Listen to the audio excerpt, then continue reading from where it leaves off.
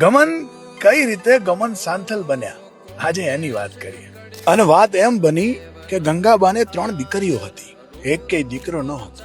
ત્યારે પોતાના પિયરની માતા દીપોને પ્રાર્થના કરે છે અને માતાજી એમને 2 દીકરા આપે છે, જેમાંથી એકને આજે આખી દુનિયા ગમન સાંથલના નામે ઓળખે છે. પિતા રાયભણભાઈ ને ભેંસોના વેપારી હતા. જિંદગી જાહો જલાલીથી જીવતા, ગરીબોની મદદ કરતા. પણ બન્યું એવું કે ભેંસોના વેપારમાં ખોટ ગઈ અને દેવું વધી જતા ઘરેણા જમીન બધું વેચવું પડ્યું. ગમન ભુવાજીએ પણ ધોરણ 10 સુધીનો જ અભ્યાસ કર્યો અને નાની મોટી નોકરી કરી ઘર ચલાવવામાં મદદ કરવા લાગ્યા. એમને દીપોમાંની જબ્બર લગ્ની હતી. માતા પર વિશ્વાસ હતો કે જો મારી માં વેળા વાળે તો જ વેળા હવે બદલાય એમ છે. દીપોએ આ જ સમયમાં મિત્તલબેન જોડે એમને લગ્ન કરાયા અને દીપશ્રી નામે દીકરી અવતરી અને ભુવાજીનો સમય બદલાયો.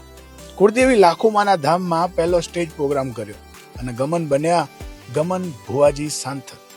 આજે ભુવાજીએ પોતાના ગામમાં દીપોમાનું ભવ્ય મંદિર બંધાવ્યું છે અને ગાવાનું છોડી માતાજી અને એમના ભક્તોની સેવામાં જીવન વિતાવે છે.